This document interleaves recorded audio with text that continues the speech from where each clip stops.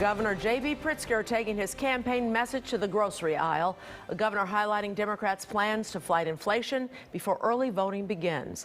It is an exclusive interview with WGN. And the governor also responding tonight to criticism of how his administration handled a deadly COVID outbreak at the LaSalle Veterans Home. Our political reporter, Taman Bradley, is here with more. Ben and Micah, good evening. With the cost of groceries on the rise, today Governor Pritzker went shopping, touting measures Democrats passed to save families money. Today, Governor Pritzker's re-election campaign made a stop at Riverside Foods to highlight his election year tax relief plan. The governor pushed the shopping cart of Laura Pfeiffer, who was out buying groceries for her family.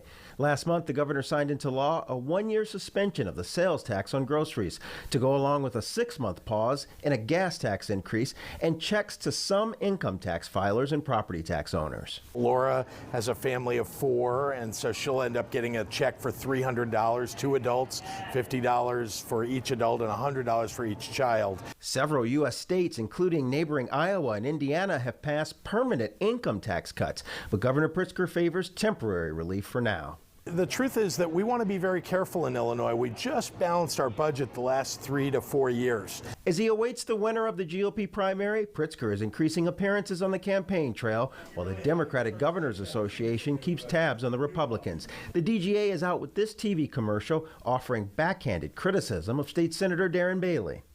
Republican Darren Bailey, an agenda too conservative for Illinois. It seems like you don't want to face Richard Irvin in the general election. It seems like you want Bailey. What do you fear about Richard Irvin? It's a mess over there. I'll take on any of those Republicans. Pritzker is taking aim at Irvin for limiting interaction with his opponents and the media. Do you think a candidate can win without using the old media and engaging his opponents like that? No, and I think it's because the voters won't stand for it. You've got to answer questions. You've got to be available. Republicans are hammering Pritzker for his handling of the deadly COVID-19 outbreak at the LaSalle Veterans Home. 36 people died, and an Auditor General review blames the Pritzker administration for failing to respond to the seriousness of the outbreak. This is a tragedy for the families, for obviously our soldiers. We jumped on the problem as fast as it became known to us, and then in the wake of it, we investigated it and made sure that we knew what may have gone wrong in the home. Also, the governor has faced criticism for the Illinois Department of Children and Family Services. It takes years to try to restore an agency like that, and we have worked every single year to increase funding. I might add the Republicans voted against funding it every year, for the last 3 years. Violence remains a front and center issue. Last Saturday in Chicago's Millennium Park, a 16-year-old boy was fatally shot, prompting Mayor Lightfoot to impose a curfew on unaccompanied minors. If your 19-year-old and your 17-year-old called you up and say, "Hey, Dad, we want to hang out at the Bean on a Saturday night," would you be comfortable with them doing that?